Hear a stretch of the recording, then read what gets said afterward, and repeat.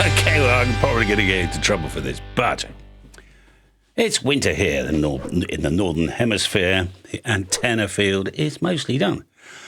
But I've had time to reflect a little bit on this slightly mad hobby of ours. And it's that old argument that you might have seen on QRZ, EHAM, Facebook, that it's pointless buying a better radio if your antenna is rubbish. And to be honest, I used to agree with that completely, because it didn't matter if I used TS 480, TS 2000, TS 590, or a huge 990, dual VFOs, fancy microphone, that sort of thing. Because if the antenna is poor, well, the signal is going to be poor as well, right? And for years, that's how exactly I operated. Okay, I had generally a modest, normally a second-hand radio, a simple vertical, maybe a 40-metre delta loop in the back garden or something.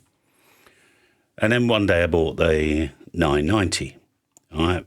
People said I was a little bit mad because, I'm in a housing estate here. It wouldn't do any better than the previous radio. And then they were right. I knew it. But I'd worked hard. Some money had come in, a few pennies had been owed to me. Wendy got a new handbag, I seem to remember. I got a new radio. And I loved that thing, sitting here. Sometimes I even used it. And back then because I was kind of working all the time, I had evenings generally free. So 40 metre and 80 metres in the evening was good fun, low to the ground, dipoles and loops, 500 miles, it was pretty easy. And I had a ball, I'd say 3 or 4 times a week, just chatting to some guy somewhere, And that's the key point, because I had already pushed the limits of my plot, right? Small vertical in a corner, delta loop hidden almost. Antenna negotiations were kind of over. So, what was left? Well, what was left was a new radio. Might not perform any better, but it's right there. That's what you see. That's what you touch. It's not the antenna, because at night you can't see the antenna, right? I want the bling, I want the lights, the fancy knobs. But it's only fair for me to defend the other extreme for a moment, because most radios made in the last 20 years perform similarly, in built-up areas, within reason, right? Now, I'm lucky at Holly Farm. It's electrically quiet. And I was chatting to Tom, M0RMY, now MM0RMY, and he's got a quiet QTH2, and that TS990 works well for both of us. But bear with me, because I was on the phone chatting to Mike, M0MSN, and he was just saying he'd bought, he's got a load of radios, as Mike, but he bought an FT, is it the 101 MP? Ooh, it's the big Yaesu, right? Now, Mike lives in a high QRM or high electrically noise environment. Just park that, because he made a point. Is it that newer radios cope far better with man-made noise, right? Now, older analog rigs, lovely as they are, can struggle in high electrical noise. I mean, any radio will struggle, okay?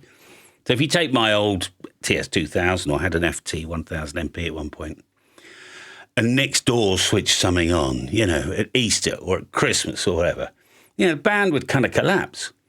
So suddenly there is an argument for a newer radio, not because it bends physics, but because it's designed for the noise, maybe. I don't know, right? It's just a debate I'm having, right?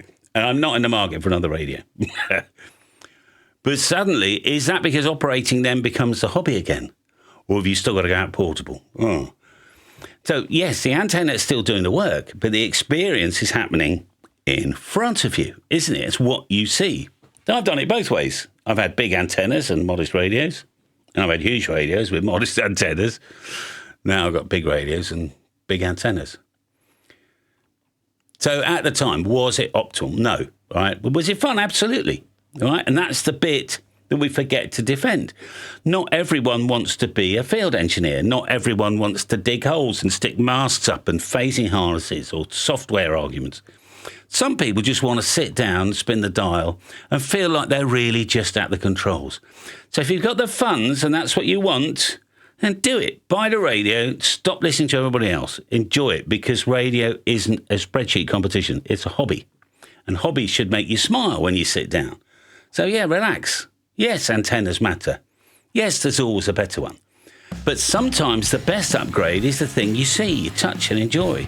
Every single time you turn that on. And I'm perfectly comfortable about being wrong about that. But enjoy your radio. I'll see you next time. Bye for now.